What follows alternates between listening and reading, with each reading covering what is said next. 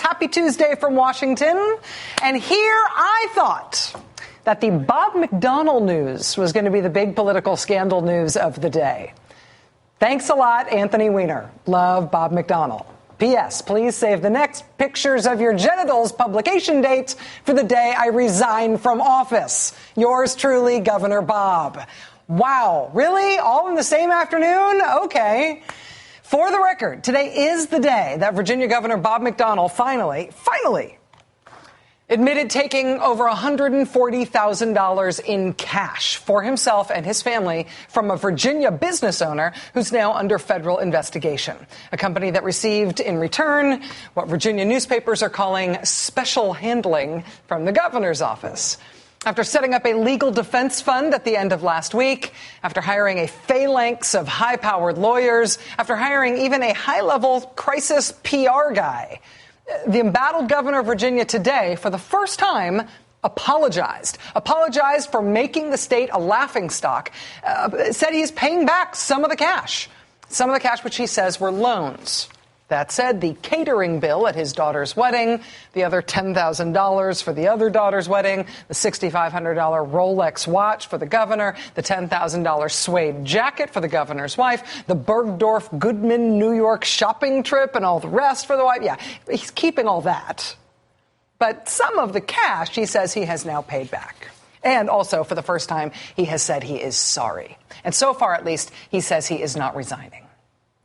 Now, if Governor McDonnell performed official actions like, say, setting up meetings for this company with state officials in exchange for all the cash and loot that he took from that company, then today's apology is not going to stop a federal grand jury from indicting Governor Bob McDonnell, and it will not stop him from going to federal prison if the charges are proven in court. But still, while everyone is waiting to hear, I resign, I am stepping down, it is sometimes nice to hear I'm sorry along the way. As I mentioned, though, Virginia Governor Bob McDonnell sort of got lucky today in the political scandal sweepstakes. Bob McDonnell had the good fortune of dispensing with his I'm sorry, I'm paying back some of the money, but I'm not resigning statement on the same day, the same afternoon that this happened. Good afternoon. My name is Anthony Weiner, Democratic candidate for mayor of the city of New York. I have said that other texts and photos were likely to come out, and today they have. As I've said in the past, these things that I did were wrong and hurtful to my wife and caused us to go through many challenges in our marriage that extended past my resignation from Congress. While some of the things that have been posted today are true and some are not, there is no question that what I did was wrong. That, of course, is former Democratic Congressman Anthony Weiner of New York during a hastily called press conference just a few hours ago. Former congressman responding to a new round of sexually explicit messages and photos that were published online today by a website called, drumroll please, The Dirty. The website is called The Dirty. Seems like kind of the only appropriate thing going on in this story. Anthony Weiner is now running to become the next mayor of New York City. He's on the ballot in the Democratic mayoral primary that'll take place in September. But, of course, his candidacy has largely been overshadowed up to this point by the online sexting scandal that very famously and fairly recently ended his high-profile career in Congress. He resigned from Congress in 2011. When Anthony Weiner decided to jump into this mayoral race, he indicated that more messages and more naked pictures, like the ones we had seen before, more of those pictures and messages existed online. He warned that those messages and pictures would likely come out during the course of this race. What he did not mention, though, was that those messages and those naked pictures would come from online no-pants exchanges that he was still having after he supposedly came clean and apologized and resigned from Congress.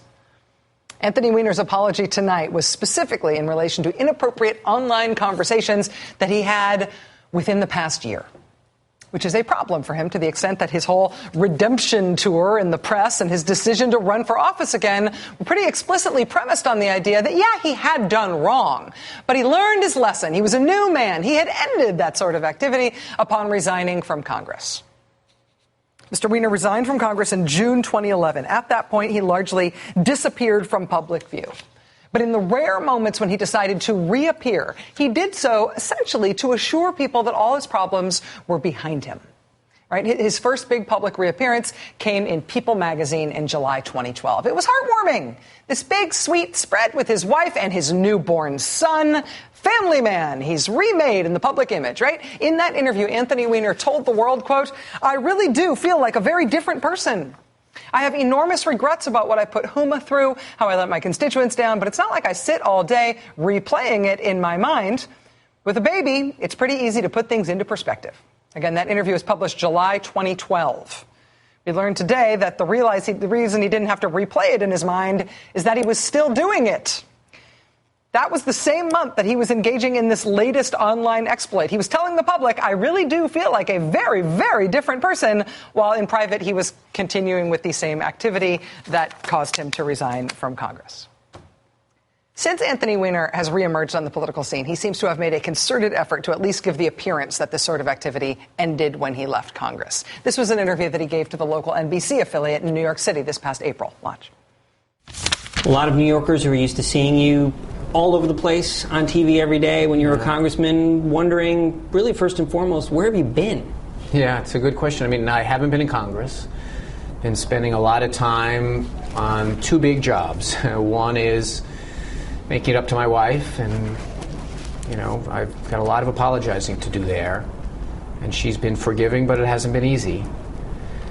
And the other primary thing, in addition to trying to be a better husband, is being as good a father as I can be. Is I got a 15-month at home, which is a handful.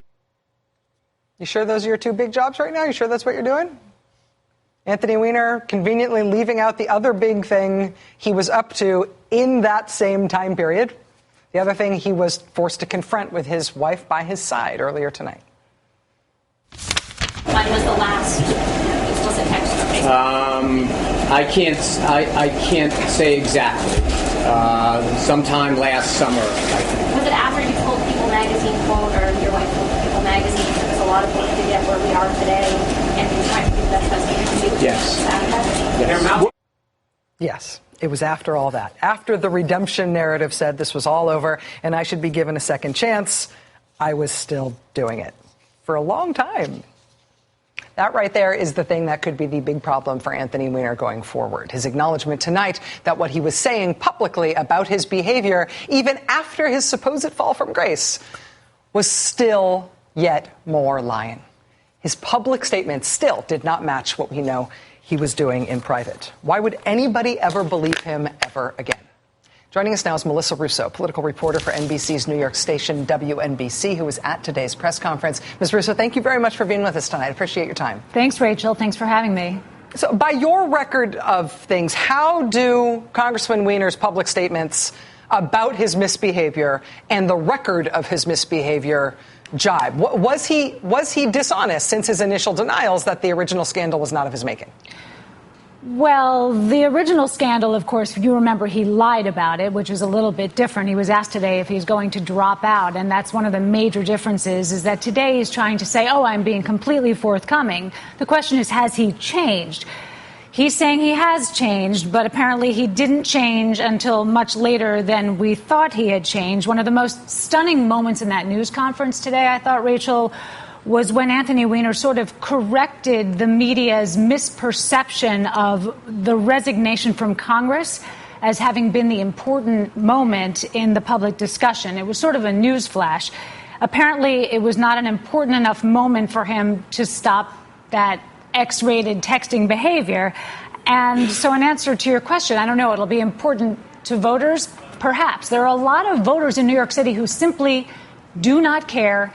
2 out of 3 of the most recent public opinion polls have put Anthony Weiner in first place, the front runner. Now, granted, it's a very crowded field.